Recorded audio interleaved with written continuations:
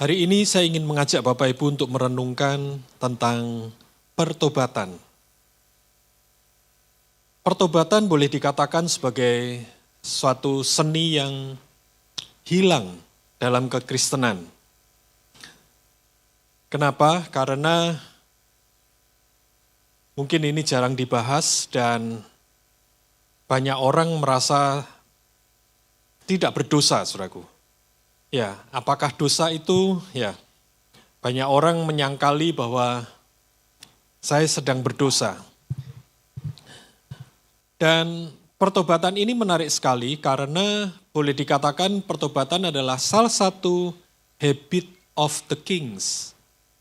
Ya, kalau kita membaca surat raja-raja, maka kita bisa melihat bagaimana isu pertobatan itu menjadi kebiasaan dari raja-raja. Raja-raja kalau mau kembali kepada Tuhan, maka dia harus mengalami yang namanya pertobatan.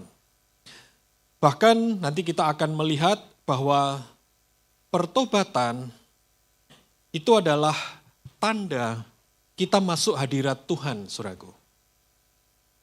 Seringkali kadang kita berpikir bahwa masuk hadirat Tuhan tidak ada hubungannya dengan pertobatan, tetapi sebaliknya kalau kita melihat perjanjian lama, bagaimana kitab nabi-nabi, entah itu Yesaya, Yeremia, atau nabi-nabi yang lain, selalu ditandai perjumpaan mereka dengan Tuhan di dalam hadirat Tuhan, selalu diawali dengan isu pertobatan.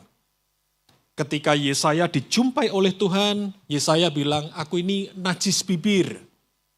Ya, aku najis bibir, aku tidak layak. Dan Tuhan memurnikan Yesaya, saudaraku. Nah, oleh sebab itu kita akan melihat bagaimana isu pertobatan ini menjadi isu yang sangat vital di dalam hidup kita. Ketika kita mengesampingkan isu pertobatan, jangan heran kalau orang Kristen menjadi keras kepala, saudaraku.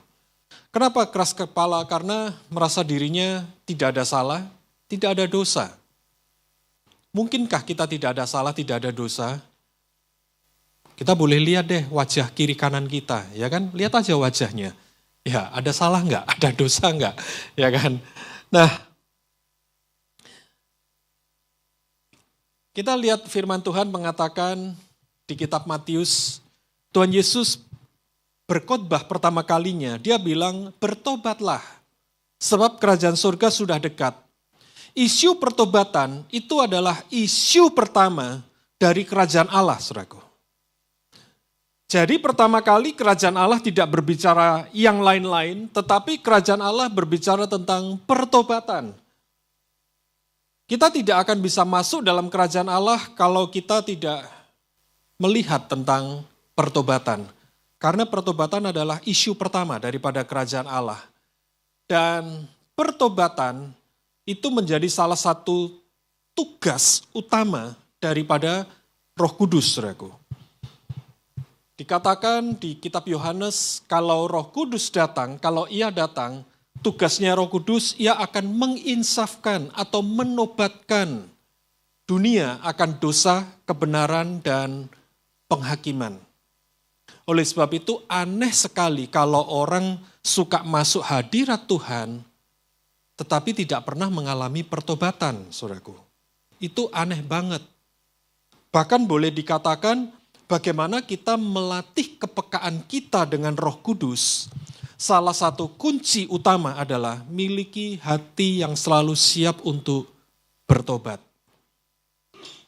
Itu adalah cara untuk kita melatih kepekaan kita dengan Roh Kudus, cara kita melatih telinga kita mendengar Roh Kudus, Bapak Ibu.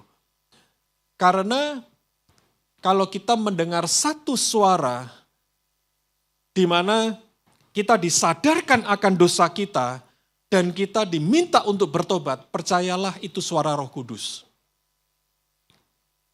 Karena salah satu ciri utama Roh Kudus, kalau Roh Kudus datang, dia akan menginsafkan dunia akan dosa, kebenaran, dan penghakiman. Jadi kalau kita mendengar suara yang menuntut kita untuk bertobat, percayalah itu suara Roh Kudus, Bapak Ibu. Makanya untuk melatih kepekaan terhadap Roh Kudus, salah satunya adalah miliki hati yang selalu siap untuk bertobat.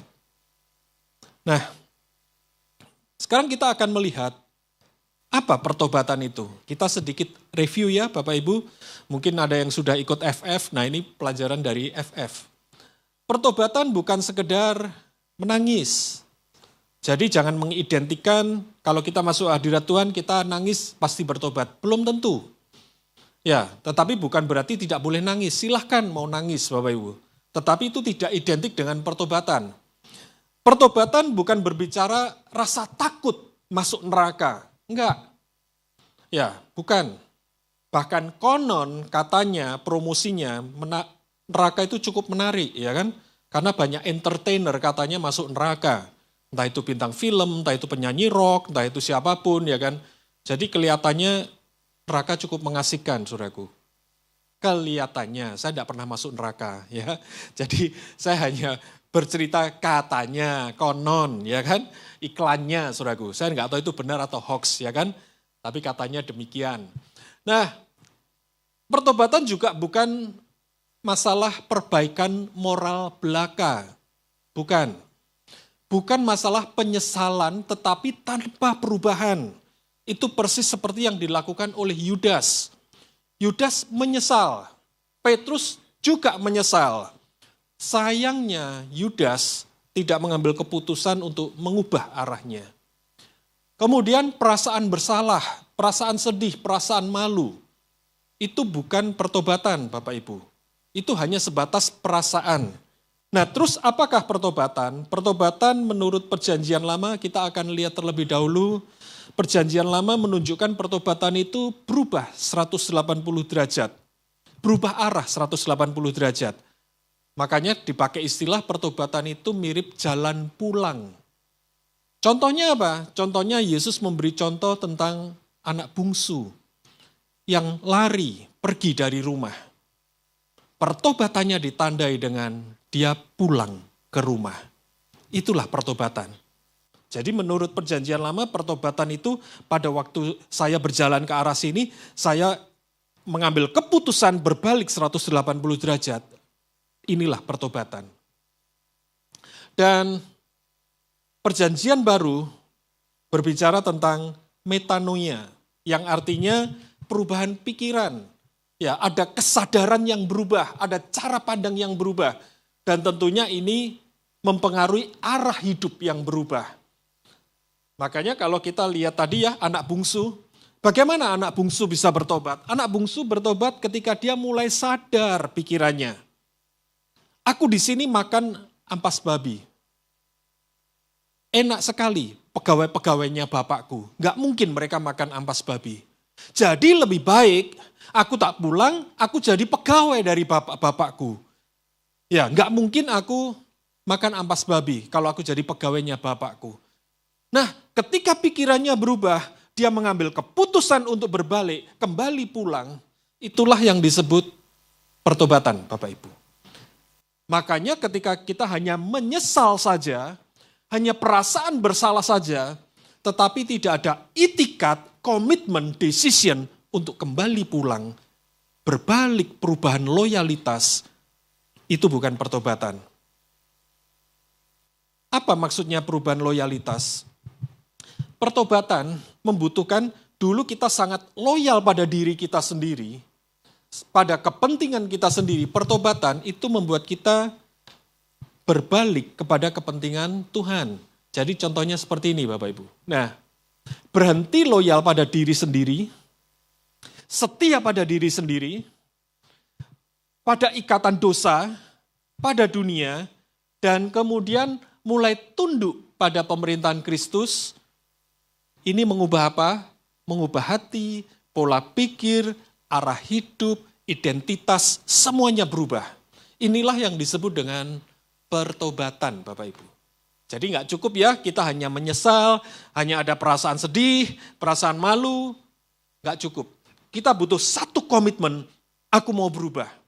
Aku mau berubah dari setia pada diri sendiri, menyimpan dosa, sekarang aku mau loyal kepada Tuhan. Aku mau meninggalkan semuanya, aku mau kembali ke rumah Bapakku. Nah itulah pertobatan Bapak Ibu.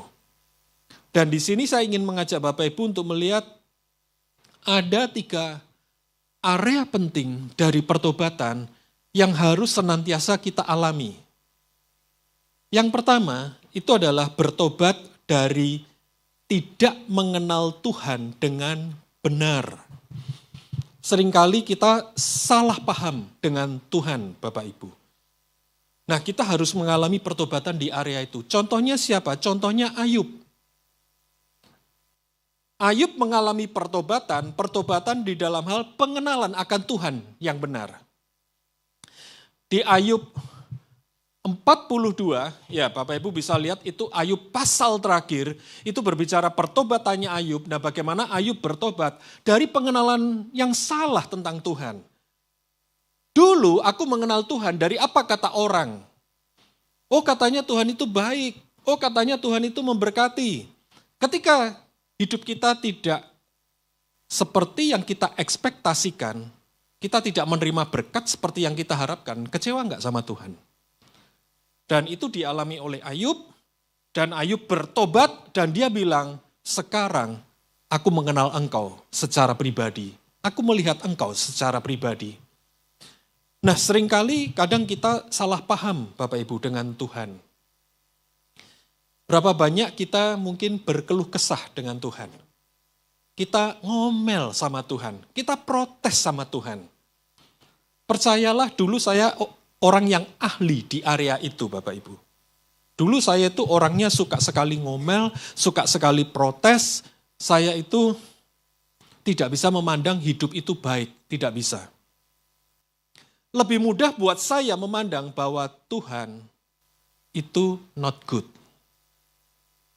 Tuhan itu selalu membawa kebaikan atau kesulitan sih dalam hidup kita? Ayo. Kita memandang Tuhan, Tuhan itu membawa kebaikan atau kesulitan dalam hidup kita. Makin ikut Tuhan, hidup makin sulit atau makin baik. Kita protes gak sama Tuhan? Oh, saya orang yang protes Bapak Ibu.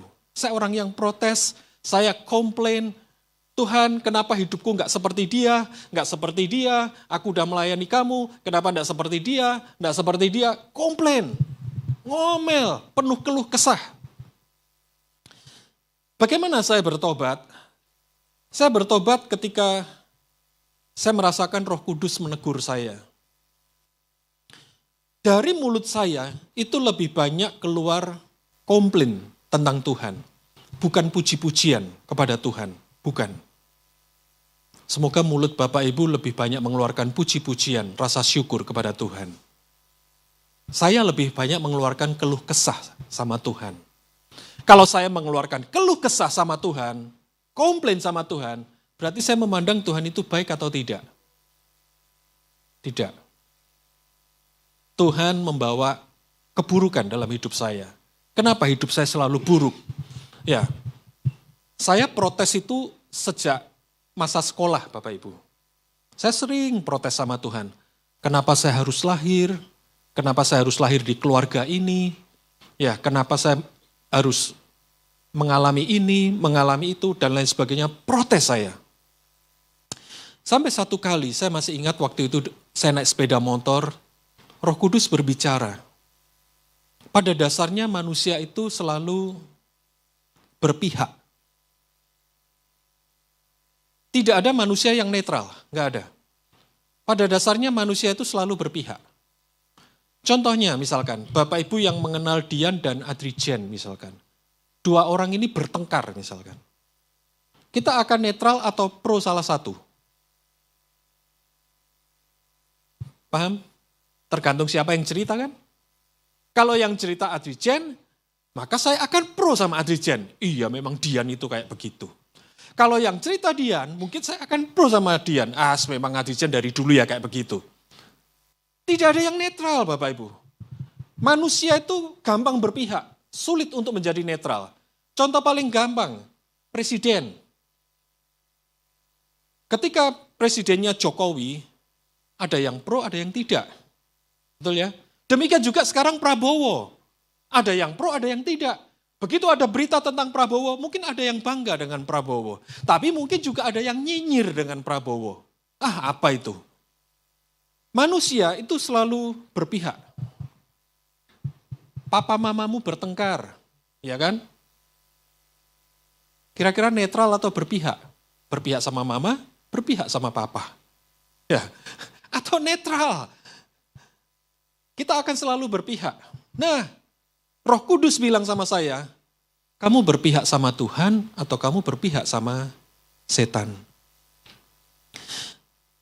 Dan saya kaget banget, karena saya tahu posisi saya. Saya sering komplain, saya protes, saya menggerutu. Tidak pernah ada puji-pujian keluar dari mulut saya, tapi gerutuan itu paling sering, Bapak Ibu. Ngomel.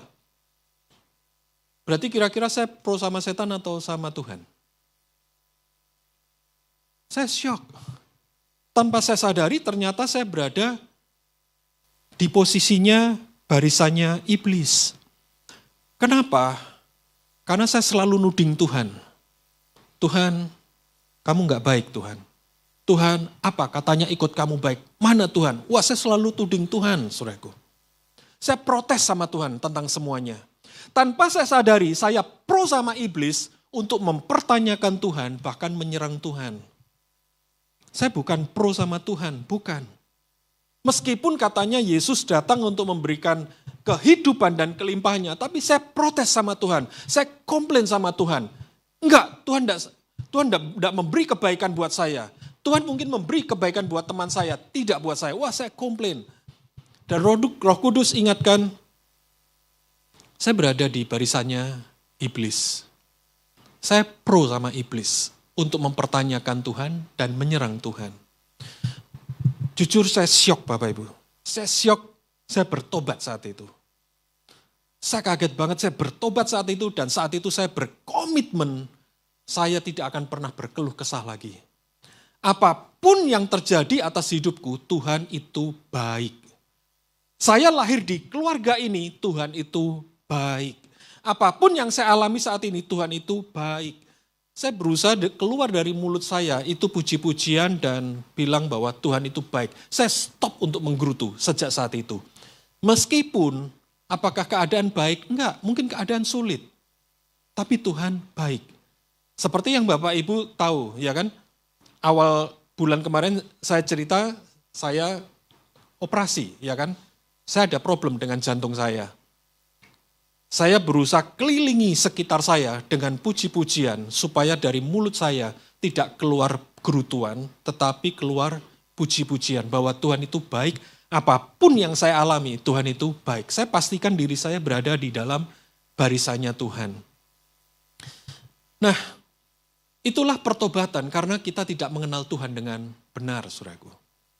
Demikian juga satu kali Tuhan Yesus berbicara tentang kekhawatiran. Apa sih problem kekhawatiran? Problem utama kekhawatiran, Tuhan Yesus bilang, semua yang kamu khawatirkan itu dicari oleh bangsa-bangsa yang gak kenal Tuhan. Tapi Bapamu itu memelihara hidupmu. Jadi kamu jangan khawatir. Jadi kita akan bebas dari kekhawatiran kalau kita bertobat, Bapak Ibu, untuk masuk pada pengenalan yang benar akan Tuhan. Bahwa Bapa itu memelihara. Amin. Bukan uang yang memelihara, tapi Bapa yang memelihara. Maka kita akan bebas dari kekhawatiran. Berikutnya, kita bertobat dari apa? Kita bertobat dari dosa.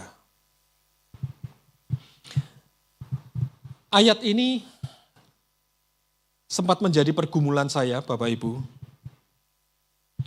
Karena meskipun saya sudah menjadi orang Kristen, saya sudah bertobat, saya merasa diri saya itu bukan pendosa. Kenapa saya merasa diri saya bukan pendosa? Saya tidak pernah berbuat jahat, saya tidak pernah pukul orang, saya tidak pernah tempeleng orang, saya tidak pernah tipu orang, nggak pernah. Saya tidak pernah melakukan hal-hal yang lain, kejahatan. Paling kalau saya berbuat dosa, itu dosa kecil lah yang biasanya pasti disimpan dalam hati. Rata-rata kita pasti nyimpen dosa dalam hati, Bapak Ibu. Rata-rata, semoga di sini tidak ada. Nah, saya merasa bahwa saya bukan pendosa, ya saya tidak berdosa. Kalau saya merasa tidak berdosa, saya mau beritahu Bapak Ibu. Ketika orang merasa tidak berdosa, dia akan merasa tidak ada urgensinya untuk bertemu dengan Tuhan. Semakin seseorang menyangkali dosanya jauh dari pertobatan, dia akan semakin merasa Tuhan itu tidak dirasakan. Tuhan itu mana? Ini yang kadang orang bilang, aku merasa kering rohani. Kenapa kering rohani?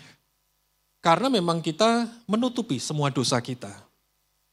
Nah, ketika saya baca ayat ini terus terang saya kaget Bapak Ibu. Kenapa saya kaget? Karena di ayat ini bilang begini, Yesus bilang, bukan orang sehat yang memerlukan tabib, tapi orang sakit. Dan Yesus datang, aku datang bukan untuk memanggil orang benar, melainkan orang berdosa untuk bertobat. Dengan kata lain, kalau saya merasa saya tidak berdosa, saya merasa diri saya baik-baik, tidak sakit, berarti saya adalah orang yang tidak dicari oleh Tuhan Yesus. Kenapa saya tidak dicari oleh Tuhan Yesus? Karena dia datang mencari orang yang sakit dan orang yang berdosa. Terus terang saya baca ayat ini saya kaget banget Bapak Ibu.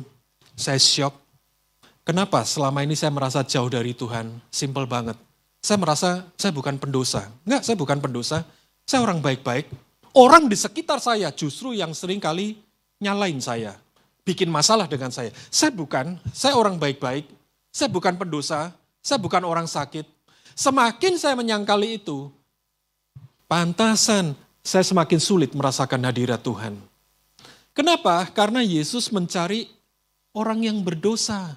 Yesus mencari orang yang sakit.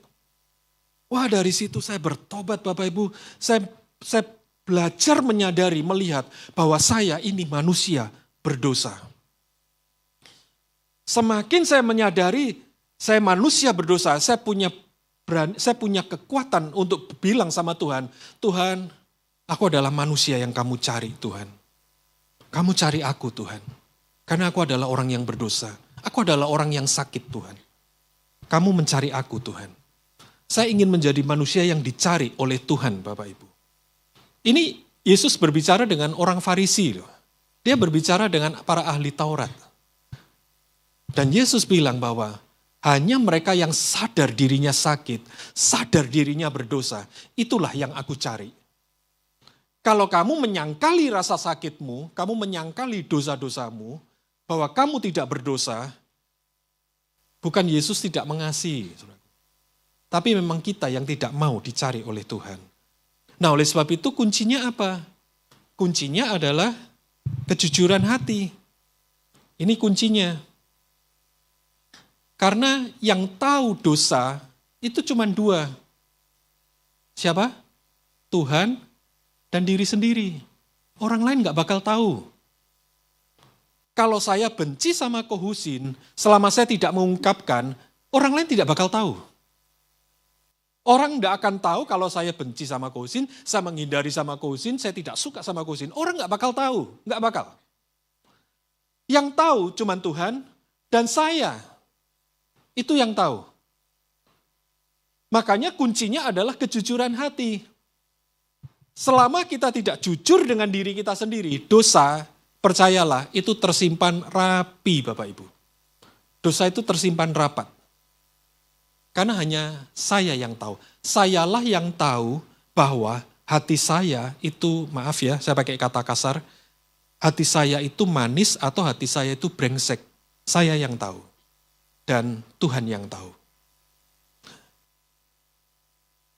Suatu kali saya itu cukup kaget ketika Roh Kudus berbicara. Saya seringkali mengutip satu kalimat yang mengatakan tentang Daud. Di mana Tuhan berbicara kepada Samuel bahwa Tuhan itu melihat rupa atau melihat hati. Hati, Tuhan melihat hati, manusia melihat rupa. Nah dulu statement itu sering saya pakai, oh Tuhan itu melihat hati. Tuhan gak lihat rupa, Tuhan lihat hati. Sampai satu titik, Roh Kudus itu berbicara di hati saya. Memang Tuhan melihat hati. Masalahnya adalah ketika Tuhan melihat hatimu, Tuhan itu bangga kayak Tuhan melihat hatinya Daud? Atau Tuhan itu malu? Hatimu jijiin. Hatimu jijiin. Pernah, saudaraku, itu di Yohanes 2 kalau nggak salah. Kalau nggak Yohanes 2, Yohanes 3. Tuhan Yesus dielulukan sama orang. Tuhan Yesus menghindar. Dia nggak mau dielulukan oleh masa itu. Kenapa Tuhan Yesus nggak mau? Karena di situ ditulis, Tuhan Yesus mengenal isi hati mereka. Tuhan Yesus tahu isi hati mereka. Jadi Tuhan Yesus menghindari mereka. Nah, memang Tuhan lihat hati. Masalahnya adalah ketika Tuhan melihat hati saya, Tuhan itu bangga atau Tuhan itu angga, hatimu jijiin angga. Hatimu jijiin. Aduh, saya bertobat Bapak Ibu. Saya bertobat. Tuhan yang tahu isi hati. Makanya kejujuran hati ini penting sekali. Penghalangnya apa sih? Penghalangnya adalah pengabaian. Merasa diri itu sudah baik. Ya, kita itu ahli ilusi Bapak Ibu. Ya, setiap kita itu ilusionis, ya kan? Nggak ada yang tahu kok, ya kan? Ya, kita simpan rapat-rapat, nggak ada yang tahu. Nggak ada yang tahu. Nah, sekarang berikutnya. Nah, ini. Tadi bertobat dari dosa, nah sekarang saya tambahin Bapak Ibu. Bertobat dari dosa-dosa. Apa maksudnya dosa-dosa? Ini berbicara pertobatan sebagai bagian dari proses pembentukan serupa dengan Kristus. Saya ibaratkan demikian. Hati kita itu seperti sebuah rumah. Sebuah rumah dengan banyak sekali ruangan-ruangan. Saya ibaratkan demikian. Pertama kali kita bertobat menerima Yesus sebagai Tuhan dan Juru Selamat, kita mengizinkan Yesus menjadi tuan rumah di rumah kita.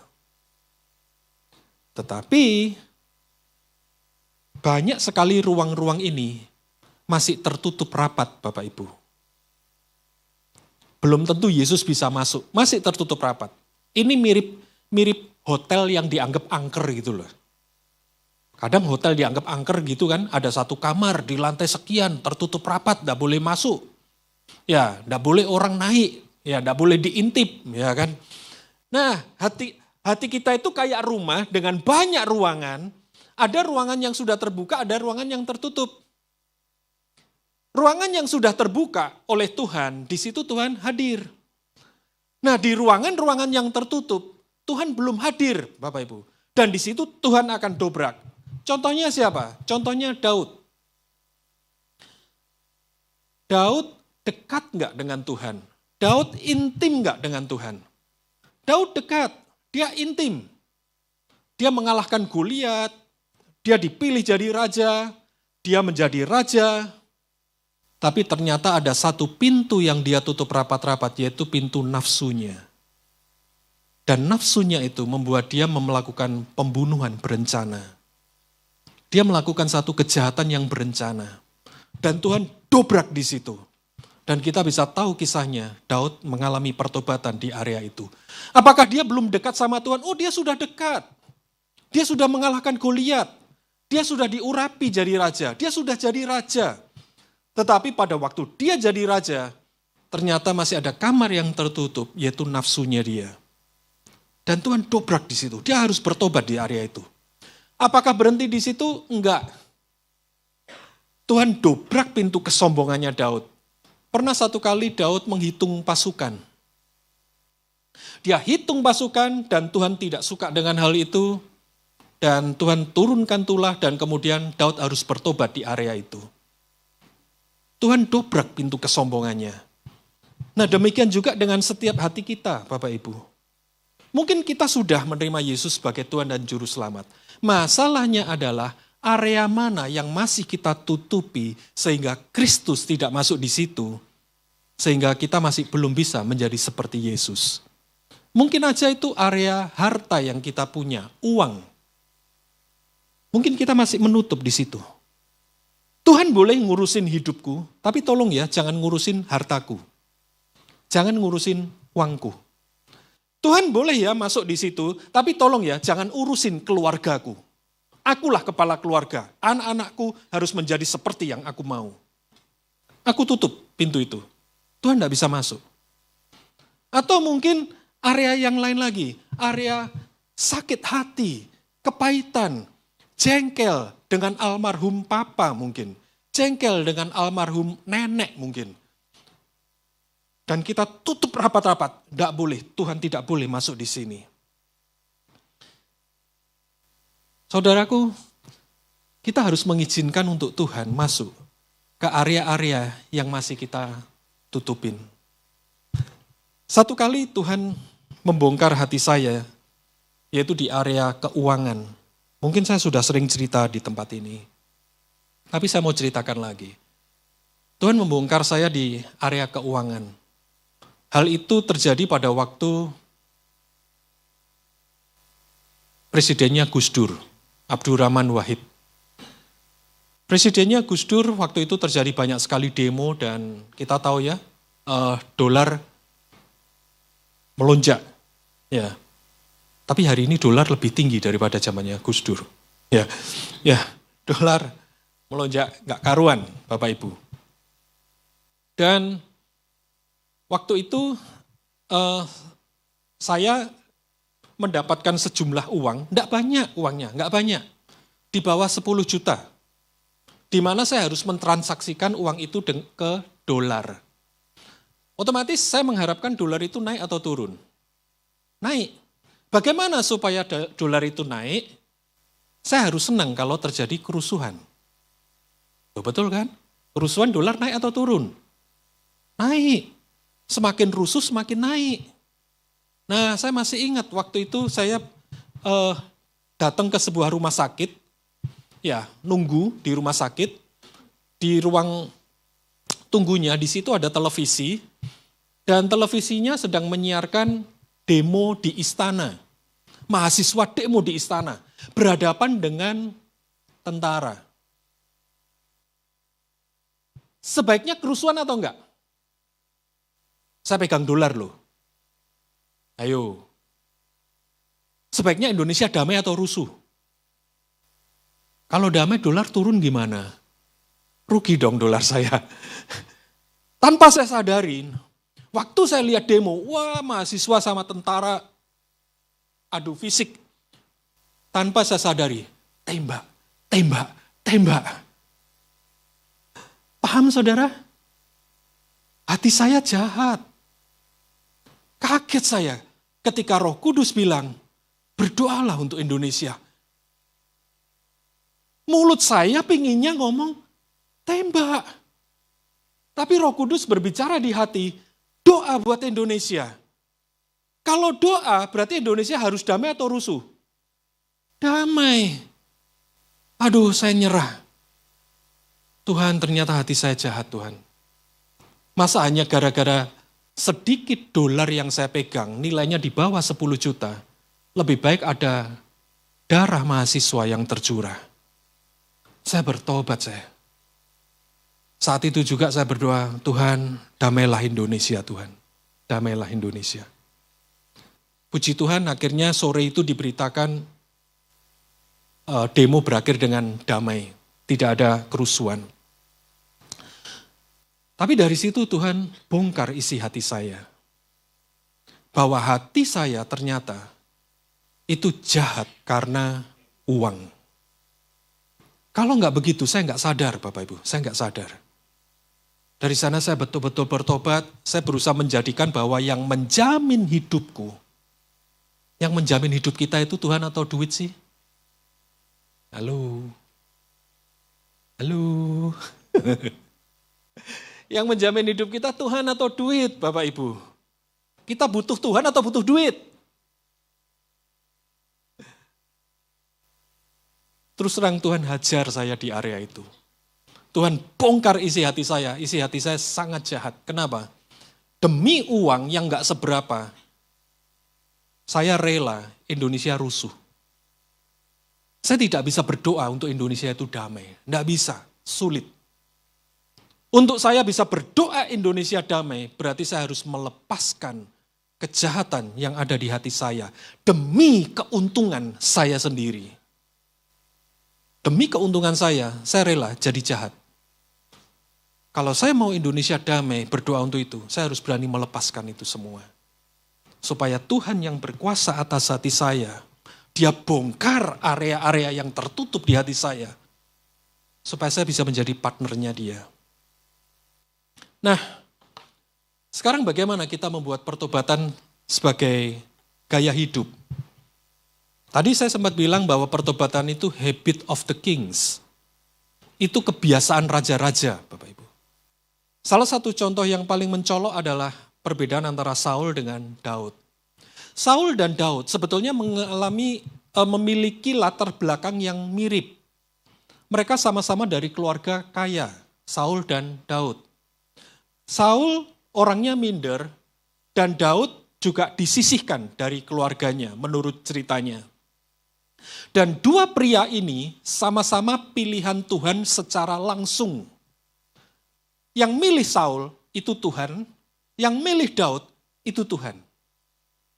Tapi sayangnya mereka punya respon yang berbeda kepada Tuhan. Sayangnya Saul, meskipun dia punya latar belakang yang sama dengan Daud, dipilih langsung oleh Tuhan, Saul lebih cenderung memanfaatkan Tuhan demi posisinya dia. Saul lebih mementingkan reputasinya dia, posisinya dia, jabatannya dia, lebih daripada Tuhan. Satu kali Saul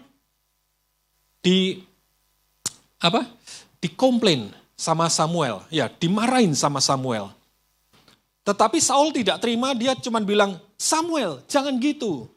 Kalau mau mengkritik aku, kalau mau marahin aku, bicara empat mata, jangan di hadapan banyak orang. Samuel diajak minggir untuk negur Saul. Empat mata. Terus sebelum Samuel pergi, Saul masih minta, tolong deh kasih korban bakaran. Ya kan, supaya dilihat oleh rakyat, itu mengesahkan legalitas pemerintahan Saul. Saul lebih cenderung memanfaatkan Tuhan untuk posisinya dia. Kadang kita memanfaatkan Tuhan demi kesuksesan kita, Bapak Ibu. Aku ikut Tuhan supaya sukses. Aku ikut Tuhan supaya diberkati. Aku rajin ke gereja, rajin pelayanan, supaya hidupku diberkati oleh Tuhan. Tapi beda dengan Daud ternyata. Daud sadar bahwa hidupnya itu hanyalah pelayan Tuhan. Dia lebih mementingkan bagaimana hidupnya dia melakukan apa yang Tuhan mau. Makanya kita bisa melihat sekalipun Daud melakukan kejahatan yang fatal, tetapi ketika Nabi Nathan negur, Daud punya kecepatan di dalam pertobatan, Bapak Ibu. Kenapa? Karena Daud bukan orang yang memanfaatkan Tuhan demi posisinya. Beda banget dengan Saul yang memanfaatkan Tuhan demi posisinya. Satu kali saya pernah ketemu dengan orang yang kaya menurut saya. Saya ngajak orang kaya tersebut diskusi. Pak, kenapa ya orang-orang kaya itu kok banyak yang aktivis rohani? Saya tanya seperti itu. Jawabannya di luar dugaan saya. Dia bilang begini, Angga, mereka itu sudah kaya. Sehingga yang mereka butuhkan apa? Citra yang baik. Bagaimana orang kaya dipandang punya citra yang baik? Maka harus masuk dalam kerohanian. Wih, udah kaya, cinta Tuhan lagi. Nah, ini yang ngomong bukan sesama miskin saya dan teman saya miskin loh Bapak Ibu ya, bukan. Tapi saya tanya orang yang kaya, ya kan? Orang yang kaya yang punya beberapa pabrik. Saya tanya, kenapa sih Pak? Ya, orang-orang kaya kok banyak jadi aktivis. Saya protes nada saya itu. Sedangkan para pekerja jarang yang mau jadi aktivis. Ternyata jawabannya di luar dugaan saya. Mereka itu butuh legalitas, mereka itu butuh pencitraan. Dan pencitraan yang paling bagus, itu di mana? Di rumah ibadah. Itu pencitraan yang paling bagus. Nah itulah yang dilakukan oleh Saul. Itu yang dilakukan oleh Saul, dia butuh pencitraan itu. Tetapi beda dengan Daud, dia punya hati yang siap untuk bertobat. Nah, ini ya bagaimana kita bisa memiliki pertobatan sebagai gaya hidup. Ya, hati-hati ya dengan statement, memang saya itu begini orangnya. Jadi enggak susah bertobat Bapak Ibu. Memang saya itu begini, saya itu orangnya keras, dia aja yang baperan. Saya itu memang begini kalau ngomong kasar, wah dia aja yang dimasukin hati. Ya saya itu memang begini, pelit orangnya, sudah tahu saya itu pelit, makanya jangan ngutang sama saya. Ya, saya itu memang begini. Nah, menjadikan pertobatan sebagai gaya hidup, terbukalah terhadap teguran. Ya, tidak defensif Bapak Ibu, terbuka terhadap teguran. Saya belajar terbuka terhadap teguran itu justru ketika saya mengikuti sebuah pelatihan non-rohani. Bukan pelatihan di gereja, bukan pelatihan rohani, bukan. Saya mengikuti pelatihan untuk para trainer dan ternyata di pelatihan tersebut dikatakan, senanglah menerima feedback. Kaget saya Bapak Ibu. Kenapa kaget? Karena selama ini kalau terima feedback, kita akan terima atau defense. Ayo, kamu itu loh pelayanan kok kayak begini, kita langsung defense atau terima masukan itu. Kamu itu loh melakukan kok kayak begini, gak bener. Defense atau terima. Nah saya dilatih di pelatihan trainer itu dikatakan, senanglah menerima feedback. Jangan defense, terima. Terima. Karena feedback itu berharga. Kamu terima feedback itu seperti menerima emas. Kenapa? Karena belum tentu orang itu mau memberi masukan kepadamu. Belum tentu. Entah itu baik, entah itu buruk. Kalau nggak percaya, coba deh teman-teman yang seringkali cangkruan, ngopi bareng. Ayo, ngobrol ngalor ngidul atau dikasih masukan. Mayoritas pembicaraannya, ngobrol-ngobrol nggak jelas atau dikasih feedback. Paham ya Bapak Ibu ya? Ya, seringkali kadang kita nggak terima feedback. Oke, ini ya.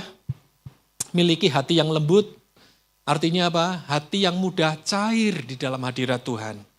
Cepat sadar, ketika kita melenceng, cepatlah untuk sadar. Aduh, aku sudah keterlaluan ini sama anakku.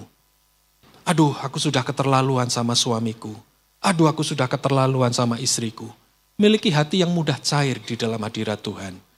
Karena ingatlah bahwa untuk masuk dalam hadirat Tuhan, masuk dalam persekutuan dengan Tuhan, hal yang pertama yang dituntut oleh Tuhan, itu adalah pertobatan Bapak Ibu. Tuhan Yesus memberkati, mari kita berdoa. Terima kasih Bapa, biarlah Engkau yang terus berbicara kepada setiap kami, dan tuntun hidup kami seperti yang Kau mau. Di dalam nama Tuhan Yesus, amin.